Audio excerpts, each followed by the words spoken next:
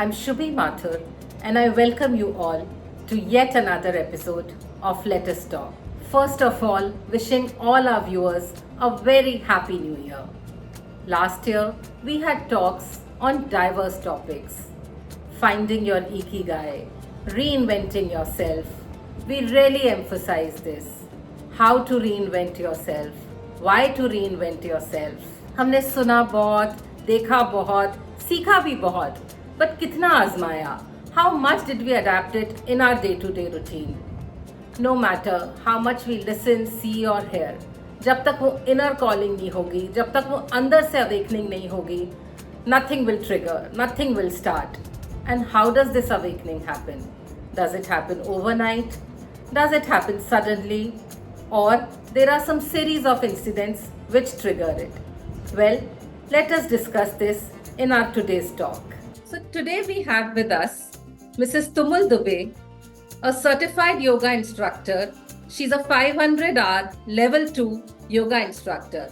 And today, when we are talking about how does this awakening happen, how do certain self-realizations happen, I couldn't stop thinking that how yoga, pranayama, meditation, chanting are so instrumental in bringing a balance in our life, making us more calm, composed, making us to realize, making us to introspect, and also to give a different perspective towards life. So let us start the first talk of this year on a very positive note about working on ourselves, realizing our self-realizations through yoga. Welcome, Tumul. Welcome on Let Us Talk. Thank you, Shubhi. Thank you for having me on your channel, and a very warm welcome to all your viewers of Let Us Talk. I join you in wishing all of them a blessed and happy 2024. And today, when we are talking about self-realizations, that until this thing starts, nothing will happen. You will never ever think of reinventing yourself जब तक वो खुद से calling नहीं आएगी. I totally agree. Very rightly said, Shubhi. Yoga is instrumental in getting us started on the self-realization journey. And I think the main reason is because of the mind, body, and breath alignment that we do as a daily practice. And in a sense, it's a lifelong commitment. So it definitely will take you on the path of self-realization. Tumul, you started your career in the hospitality industry. Then you switched to the aviation industry. You were flying, and then you got married. Your husband was in Merchant Navy. You accompanied him on his sailing trips. तो ये जमीन, पानी और हवा के बीच में, आसमान के बीच में योगा कहाँ से आ गया? So let us know about your journey in yoga. What got you into it? To answer your second part of the question, suffering got me into it. I had started developing a lower back pain because of having worked long and crazy hours in the hospitality and aviation industry. And my father, being a yoga enthusiast, had offered me a set of postures to do. And I realized every time I did that, it alleviated my pain, and I was very happy going back to the grind of life. I know that medicine and proper diagnosis has its place in all our lives for the right reasons. But somewhere doing these practices made me realize the inherent healing nature of the human body, thanks to yoga. Now, as you mentioned, sailing got me the joy of experiencing solitude in the lap of Mother Nature. But aisa hota hai na, when you're a new bride, you want to celebrate your birthdays, your very first anniversaries and birthdays together. And that got me into, like the dots got connected much later on, but the foundation was being laid for attachment and detachment when it comes to celebrating these moments, joyful moments together. When we were on board, every day was a celebration. And when we were away, it was tough getting used to the new life, as you can say. So, like they said, if I had to sum up my lows in life, I would say that I was diagnosed with a disc bulge 3 years ago, and I was put on a physio plan soon after. And I realized the similarities of all that was offered to me by the physio had some resemblance to the yoga asana. And then during COVID times, which were really uncertain times for all of us, I went through a little anxiety attack. We can call it a panic attack. And so the yearning kept on increasing. And there comes a time when the student is ready and then the teacher appears, which is what happened when I found myself signing up for the yoga teacher training, the biomedical way, here in Brisbane, Australia. And the very first learnings after I had joined the course was that I was missing the meditative element in my daily practice. So the journey still continues, and let's see what all goes on unfolding. And I'm very excited. I hope that answers your question, Shubhi. So, yes, it does tell me about your journey, how you got into it. But I would also like to know that how so much deep did you get that you wanted to be like you took it as a profession? Like it was your pure love for yoga, or you realized the benefits? What made you a teacher? There are a lot of benefits that I instantly figured once I was on the mat. And the saying in my yoga class is, how you are on the mat is how you are in your daily life.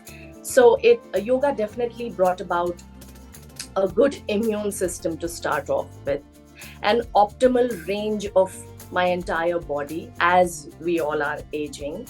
I got myself into the meditative element, because every asana practice has to have the mind, body, and it also brought about good stamina. And stamina is something that you build over time. When you're on the mat, you positively stress yourself. And then you start getting into these deeper postures that get deeply meditative also. It could be an easy posture or a deep posture, but it's all part of your learning, all part of your journey. I would say I also understood myself, and as a teacher, other bodies in terms of Ayurveda, which is the medicinal limb of yoga. I came around to understand that I'm more of an air element, and that is why I have to do a lot more of grounding exercises as compared to another different body type. So I would say that one creates space, and then there comes a room for the inner wisdom and clarity to come through. And if I would see all my lows in life or the challenging points in life, then I would say that they've brought about a deeper understanding of an interoceptive awareness and the impermanence of emotions, thoughts, relationships. So it's like the carrot and stick theory. You keep on getting all these benefits and you keep going deeper and deeper into the practice until you finally, the aim for all of us is to just be a simple witnesser, a witnesser of life. And Shubhi, I think the biggest benefit that I had prior to joining the yoga teacher training program, like I had mentioned that I went through a panic attack phase during COVID times, I realized into my yoga teacher training, I saw anxiety from a different perspective altogether. It was the body showing you signs of where your headspace was and ways to deal with it. And believe you me, there are more than one. And I got into similar situations later on in the past few years where I've felt as if the anxiety was rising within me, and I could bring it down through breathing, through chanting, through different postures. It could be as simple as taking your fingers up and down as you inhale and exhale. And it really brought me back into the window of tolerance so soon. And that's why I feel that yoga is quite a bespoke practice. And no matter what ailment or what diagnosis you have, there's always something that you can fall back on through yoga. And so if I had to give you a little demonstration, if any of you suffers from anxiety, then the first and foremost thing would be to lengthen your exhalations, because the minute you lengthen your exhale time, the parasympathetic dominance comes and your fight or flight tendency starts to take a backseat. The second thing that you could do is something that Professor Paul Gilbert definitely vouches for, and it's also called Anganasyam in Ayurveda, where you simply take your thumb and run it up the finger as you inhale and down the finger as you exhale. Once you're done doing your inhale and exhale in all the fingers, the index finger goes up the thumb and down. By the time you finish up doing an entire set, you will be in a better place. Very deep, Tumul, and very rightly said.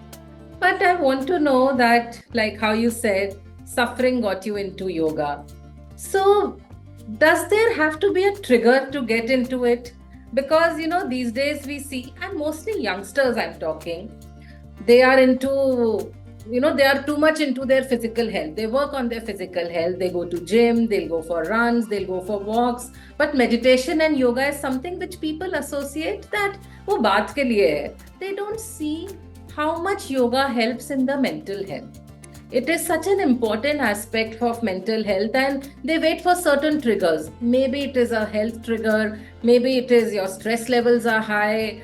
So do you think a trigger has to be there to get into it? Trigger-wise, Shubhi, I would say better late than never to start engaging in physical health. Also, as you rightly pointed out, mental health goes unnoticed in many of us as we promptly engage in going for our runs, our daily walks, or time in the gym. Or it can be of a transitory nature when a lot of us happen to go on retreats. You're already in your Zen mode when you're packing and when you're in the retreat. And then as you come back to the daily grind in life, your original mindset starts to drain you because you're back in that same headspace. So one has to be in yoga for a long term. As I've already said, it has to be a commitment, a daily commitment. Only then you're going to see lovely developments start to blossom in your life. So rightly said, it should be a part of our lifestyle, and sooner the better, earlier the better. We see these days in school, so many schools have yoga in their curriculum and children really enjoy it. My 12-year-old daughter said that, Mama, she said this for my yoga instructor, that why doesn't she take yoga classes for kids? And I said, really, why? And she was like, kids are so stressed. I said, what are you stressed about? And she was 11 then. And she goes, we always have this pressure to perform, to do well. There is so much competition. So imagine an 11-year-old having this mindset also. So even I feel, don't wait for that trigger to happen. Bring it a part of your daily routine, and then only you'll see the difference. वो awakening, अंदर से calling, realization, सब धीरे धीरे शुरू हो जाएंगे. And today when we are discussing on self-realization, I feel nothing better than yoga or meditation or pranayam, which helps you to introspect, which helps you to look into yourself and to give you a deeper meaning of yourself, of things around you, of people around you. It is a holistic approach. I couldn't agree more with you, Shubhi. When yoga is introduced in schools, it gives teenagers who are, like you mentioned, even your daughter, they definitely feel so stressed. It's going to give them a wonderful solid foundation on which they can always bounce back from. I reflect back on my journey, and in my 20s I perceived yoga very differently. It was just the physicality of it which drew me to the practice. Now, decades on, I look at it in terms of good food habits, clarity in my thoughts, perceptions, challenging the body through different meditative practices. I have realized benefits of chanting, pranayam, breathing properly in my poses. I've started to gradually come on the path of learning to let go, although it does take time. I've discovered that there is bhakti bhav in me that I hadn't unlocked before. And I also love engaging in yogic philosophy learnings.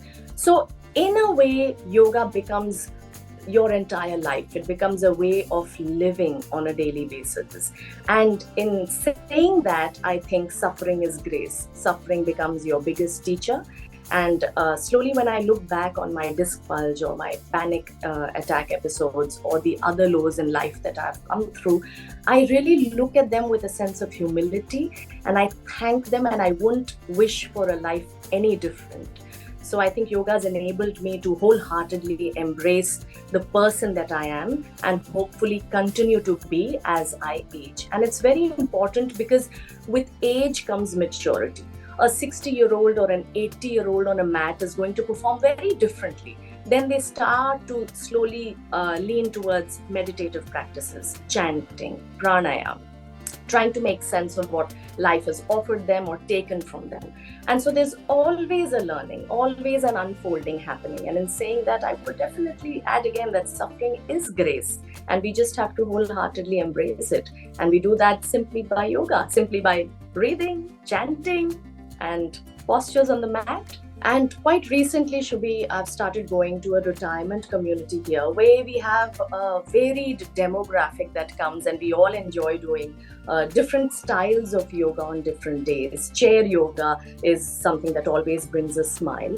And I've noticed no matter who you're facing as a teacher, the practice is for everyone. It has bespoke benefits. It's going to be different for different people, but there's always a taking away element of connecting with yourself deeply, understanding yourself differently. Your bodies, are different on different days, probably because of the thoughts or emotions that are running in you. And so I've realized in the crowds that I've started to enjoy teaching that yoga is for everyone, and everyone goes back calm, energized, and smiling. Last year, we have emphasized enough on reinventing oneself. This year, let us make a promise to ourselves. Let us have that inner calling awakening to actually reinvent ourselves. And what better than yoga to help you to realize it, which not only helps you physically, mentally, but spiritually also. It is not age specific. Sooner the better we realize it and we start with it. And Shubhi, I'd like to add here that I hear a lot of people who say, I'm not flexible enough, so I don't think I can sign up for a yoga class. I think the biggest takeaway from your yoga practices is that your mind gets flexible. Coming from a flexible body type myself, I was told specifically by my teachers on how to stack my body up the correct way and not the flexible way. So it's good to have a flexible and open mind, and the body is definitely going to follow through. Thank you, Tumul. Thank you for sharing your journey with us, your yogic journey, and you are doing a fantastic job in Australia. And I have seen pictures of you taking classes, doing lessons. I'm sure you're fondly known as the Indian teacher there, the young Indian teacher. So wishing you all the best in all your endeavors. Thank you. Thank you so much, Shubhi. It was a pleasure being on your channel. I wish you great success. Thank you.